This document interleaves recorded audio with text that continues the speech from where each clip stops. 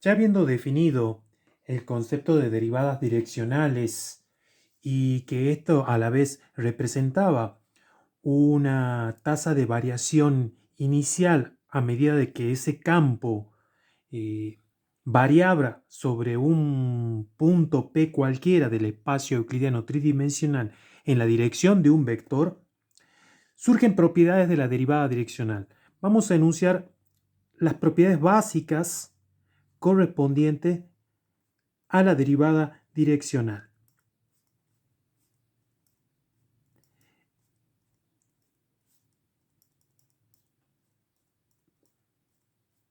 En realidad son tres propiedades. Vamos a enunciar el teorema. El teorema establece lo siguiente, que tengamos dos campos, por supuesto F y G, en el cual sean campos escalares, definidos por supuesto en el espacio euclidiano tridimensional. Y también voy a necesitar un vector dirección en un punto P y un vector dirección W en un punto P. Vectores que a la vez son tangentes al espacio euclidiano, por eso le llamamos vectores tangentes al espacio euclidiano. La primera propiedad la vamos a enunciar así, que la derivada direccional del campo F va a estar en la dirección de un vector, pero este vector dirección va a estar colocado en términos de una combinación lineal entre el primer vector dirección y el segundo vector dirección, por supuesto, del campo escalar F. Esa derivada direccional de esa combinación lineal entre B y W, que son vectores tangentes, siendo A y B constantes, es decir, números reales. Esto es exactamente lo mismo que tener ese número real multiplicado escalarmente por la derivada direccional del campo escalar F en la dirección del vector P en el punto del vector B, en el punto P, más el producto escalar entre B, que era un número real, por la derivada direccional ahora del vector W en el punto P del campo escalar F.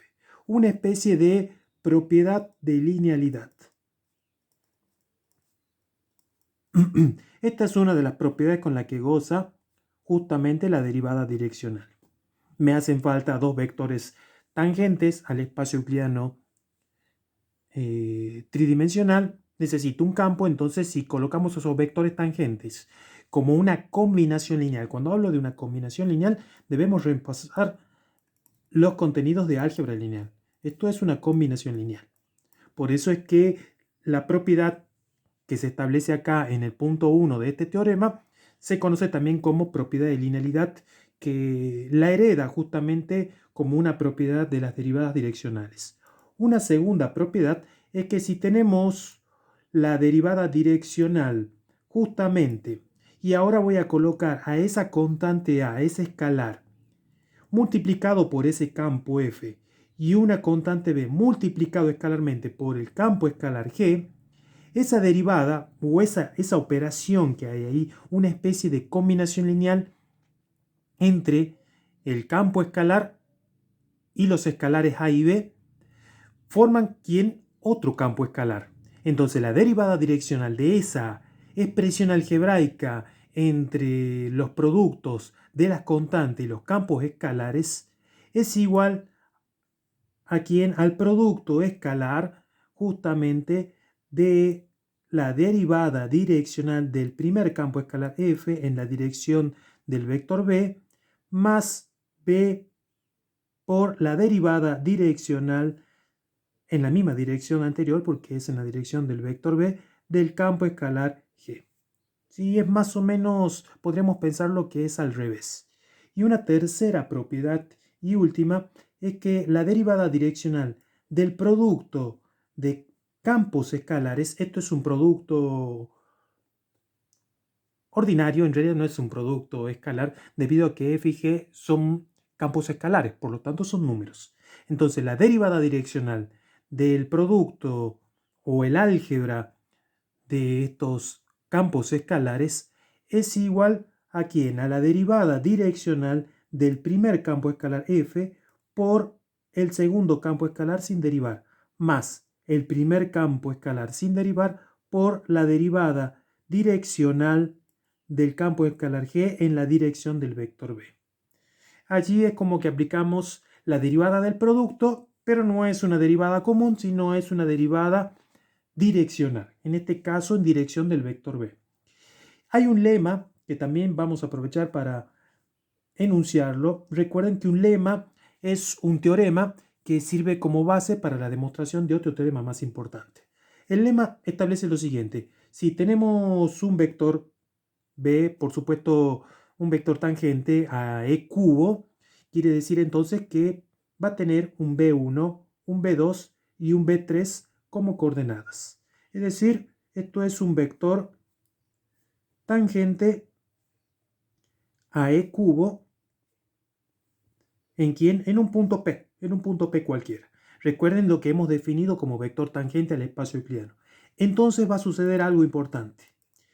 Lo que va a suceder es justamente que la derivada direccional de un campo escalar f en la dirección de un vector b se puede escribir como la suma del vector direccional producto escalar de las derivadas parciales de f con respecto a sus determinadas variables en un punto P, valuado en un punto P. Esto es producto escalar. Y acá le vamos a señalar como límite inferior que va desde 1 hasta 3. Vamos a ver en qué difiere este lema o qué importancia tiene este lema. Si desarrollamos esta parte de este teorema, vamos a observar que la suma desde i igual a 1 hasta 3 del vector b sub i, que es el vector tangente a e cubo, producto escalar entre las derivadas parciales de f con respecto a cada una de las variables involucradas dentro del espacio euclidiano de ese campo escalar, valuadas en el punto P, es exactamente lo mismo que tener b1, b2 y b3. Lo coloco a este vector b sub i desarrollado en cada uno. Producto escalar ¿entre quién? Entre la derivada parcial de f con respecto a x1, la derivada parcial de f con respecto a x2 y la derivada parcial de f con respecto a x3. ¿En quién? En el punto P. Si hacemos ese producto, vamos a tener dos vectores, ¿sí? Van a observar que lo que tenemos acá es el vector direccional. Son las coordenadas del vector direccional. Y lo que tenemos en el segundo factor de ese producto escalar, lo que tenemos acá es lo que llamamos en análisis matemático 2 o en análisis de varias variables como gradiente. Eso que lo denotamos con un símbolo que lo voy a denotar acá para que lo recuerden, pero que no lo vamos a utilizar con este símbolo, que es el operador nabla. ¿Sí? Es un triángulo invertido. Esto se llama operador nabla y normalmente se utiliza para gradiente. Nosotros también lo vamos a utilizar, pero con otro sentido, como una generalización de las derivadas que se conoce como derivada covariante. Nosotros por ahora vamos a aceptarlos así como gradiente. Si hacemos el producto escalar entre estos dos vectores, tendríamos que b1 por la derivada parcial de f, o sea, del campo, con respecto a x1, más b2, recuerden cómo se define el producto escalar entre dos vectores.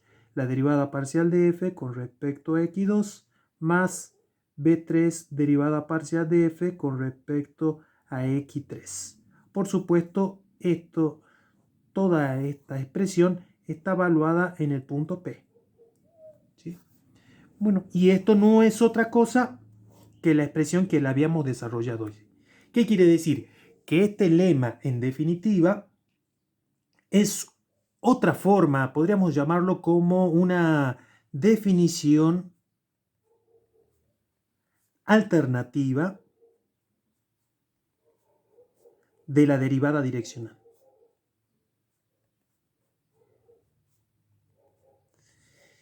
Y muchos me podrán preguntar allí, ¿y no me sirve directamente la definición original? Sí, me sirve la definición original, pero tener una definición alternativa basada en un lema es muy importante, debido a que muchas veces este lema ayuda a facilitar los cálculos. En el video anterior vimos cómo calcular la derivada direccional de un campo escalar en la dirección de un determinado vector, en donde tuvimos que generar ¿quién? Tuvimos que generar una recta. Y utilizábamos esa recta para evaluarla justamente en el campo escalar y después poder hacer sus derivadas correspondientes. La ventaja que tiene esta definición alternativa de la derivada direccional, o también conocida como lema, es que podemos considerar que la derivada direccional es igual al producto escalar entre el vector direccional y el gradiente. Como dije anteriormente en el video, no tiene la restricción de que este vector direccional sea unitario. Sin embargo, no deja de cobrar importancia ni deja de ser una derivada direccional.